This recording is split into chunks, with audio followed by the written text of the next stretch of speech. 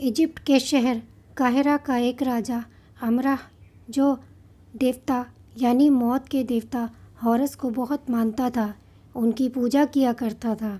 साल में एक बार वो बड़े धूमधाम से मौत के देवता के मंदिर में खुद जाकर पूजा किया करता था। लेकिन उसके अंदर इस बात का डर था कि कहीं उसको मारकर उसका सौतेला भाई राजा ना बन जाए।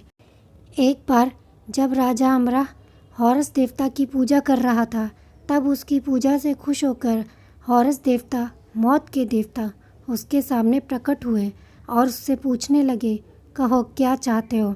राजा अमराह ने 2 वरदान मांगे। पहला, हे मौत के देवता, मेरे रियासत में कभी भी सूखा ना पड़े। तब मौत के देवता ने उसे रेगिस्तान में एक जादुई नील नदी बनाकर दी, जो आज भी इजिप्ट में मौजूद है।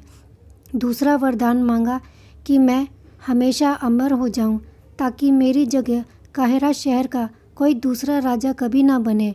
मौत के देवता ने थोड़ा सोचा और कहा कि ठीक है, तुम अमर बने रहो, तुम्हारी रूह हमेशा अमर बनी रहे। लेकिन याद रखना, जिस दिन तुम्हारे हाथों कोई बेकसूर मरेगा या तुम्हारी वजह से कोई बेकसूर मरेगा, तो मेरा दिया गया ये अमरता का वरदान ही तुम्हारे लिए श्राप बनेगा। मैं खुद तुम्हें ये श्राप और सज़ा दूंगा। इतना कहकर मौत के देवता राजा अमराह को अमरता का वरदान देकर और नील नदी, जादुई नील नदी देकर गायब हो गए। राजा अमराह ऐसी जादुई नील नदी जो काहिरा शहर के रेगिस्तान में बसी थी, ये देखकर राजा और राजा की प्रजा धन्य हो गई। राजा की प्रजा उसकी अमरता के गुणगान गाने लगी। जब राजा अमराह की सौतेली माँ और उसके सौतेले भाई को राजा अमराह के अमर होने की खबर मिली, तो दरबार में तो महल में और प्रजा में खुशियाँ मनाई जा रही थी। लेकिन सौतेली माँ और सौतेला भाई ये सोच सोच कर परेशान हो गए कि अब हम आगे क्या करेंगे, कैसे इसे रास्ते से हटाएं। बहुत सोचने के बाद उनके कुछ खास लोगों ने सौतेली माँ को ये मशवरा दिया कि अगर उनके हाथों किसी बेकसूर को मौत की सज़ा दे दी जाए, तो मौत के देवता हॉरस उसे सज़ा देंगे। उसकी आत्मा भटकती रहेगी, हालांकि वो अमर रहेगा, लेकिन वो किसी काम का नहीं रहेगा। ये मशवरा सुनकर सौतेली माँ बड़ी खुश हुई। उन्होंने एक दिन दरबार में आकर राजा अमराह से कहा, मैं तुम्हारे अमर होने की खबर को सुनकर बहुत खुश हूँ, लेकिन आज उदास भी हूँ। मेरा ही एक खास आदमी जो मेरे कमरे की देखभाल करता था, साफ़ सफाई करता था, 2 दिन पहले मैंने उसे चोरी करते दे रंगे हाथ पकड़ा। अब तुम तय करो उसे क्या सज़ा देनी है। दरबार में उस चोर को हाजिर किया गया। वो आदमी राजा अमराह के आगे गिड़गिड़ाता हुआ कहता रहा कि मैंने कोई चोरी नहीं करी, लेकिन राजा ने उसकी एक नहीं सुनी। सच जाने बिना राजा ने उसे मौत की सज़ा दी। उसके मरते ही क्रोध में आकर मौत के देवता हॉरस प्रकट हुए और उन्होंने राजा को सारा सच बताया। राजा चाह कर के भी अब उस आदमी को ज़िंदा नहीं कर सकता था।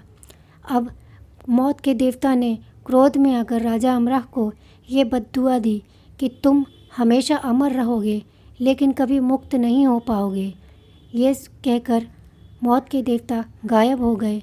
उसी दिन जब राजा अमराह अपने महल की तरफ सीढ़ियों से चलते हुए जा रहे थे, तो उसका पैर फिसला। वह सर के बल ज़मीन पे जा गिरा और उसकी एक आँख से उसको कम नज़र आने लगा। धीरे धीरे करके उसे और भी कई तरह की अलग अलग बीमारियां पड़ने लगी। कुछ महीने बाद वो एक पैर से अपाहिज हो गया। उसे लकवा मार गया। हर तरह से बीमार और चलने फिरने से लाचार और दूसरों के भरोसे जीने से ऐसी बेकार बेरंग ज़िंदगी से राजा अमराह परेशान और दुखी हो गया। वो देवता हॉरस की पूजा करता और उनसे वरदान मांगता कि मुझे ऐसी ज़िंदगी नहीं चाहिए, मैं सम्मान और सुकून की मौत से मरूं। लेकिन देवता हॉरस ने उसकी सुनकर भी अनसुना कर दिया। ऐसे ऐसे करके दिन, महीने, साल गुजरते चले गए और एक वक्त ऐसा आया जब उसे पूरी तरह से लकवा मार गया।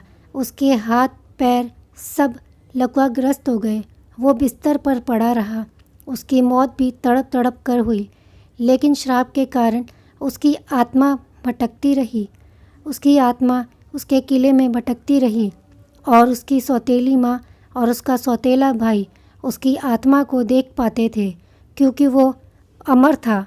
बस आज भी उसकी आत्मा किले में खंडरों में भटकती रहती है, इस उम्मीद में कि कभी तो मौत के देवता उस पर तरस खाएंगे और उसे दुनिया से मुक्ति देंगे। वो आज भी भटकता है। आज के लिए बस इतना ही।